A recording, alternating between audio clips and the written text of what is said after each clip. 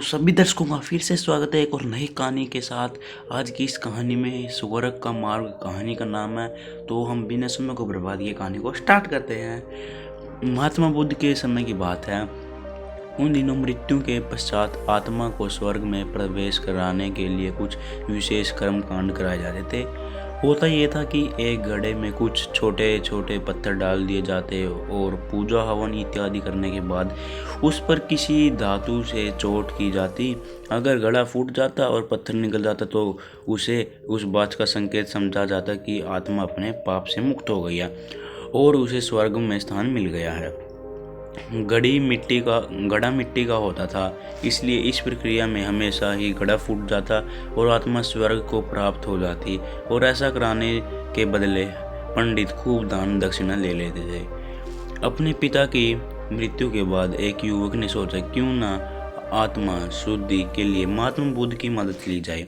वे अवश्य ही आत्मा को स्वर्ग दिलाने का कोई और बेहतर निश्चित रास्ता जानते होंगे। इसी सोच के साथ वो महात्मा बुद्ध के समक्ष पहुंचा। हे महात्मा, मेरे पिताजी नहीं रहे हैं। कृपया आप कोई ऐसा उपाय बताइए कि यह सुनिश्चित हो सके कि उनकी आत्मा को स्वर्ग में ही स्थान मिले। युवक बोला।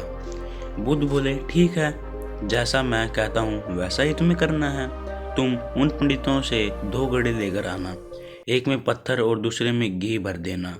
दोनों घड़ों में को नदी पर लेकर जाना और उन्हें इतना डुबोना कि बस उनका ऊपरी भाग ही दिखे।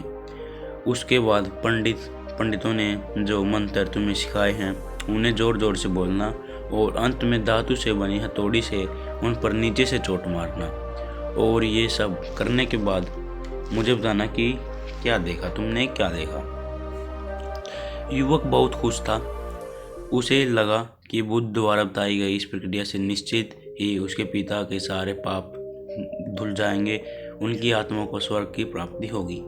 अगले दिन युवक ने ठीक वैसा ही किया और सब करने के बाद वह बुद्ध के समक्ष उपस्थित हुआ।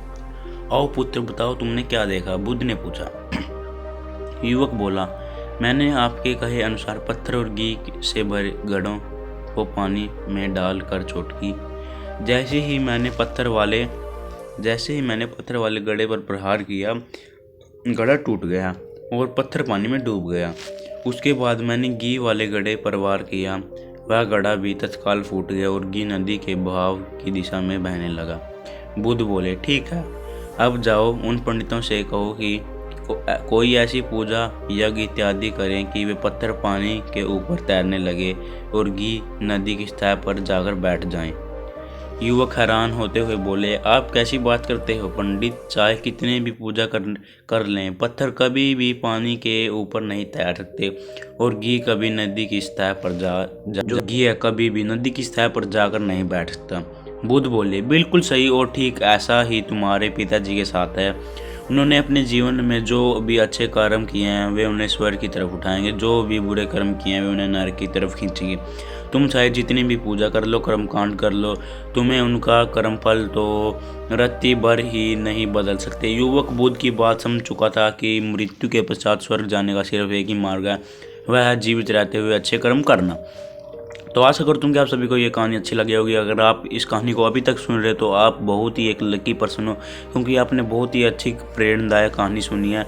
इस कहानी से आपको एक बहुत बड़ी सीख मिलती है। तो मिलते हैं नेक्स्ट वीडियो में, तब तक के लिए जय हिंद, जय भारत।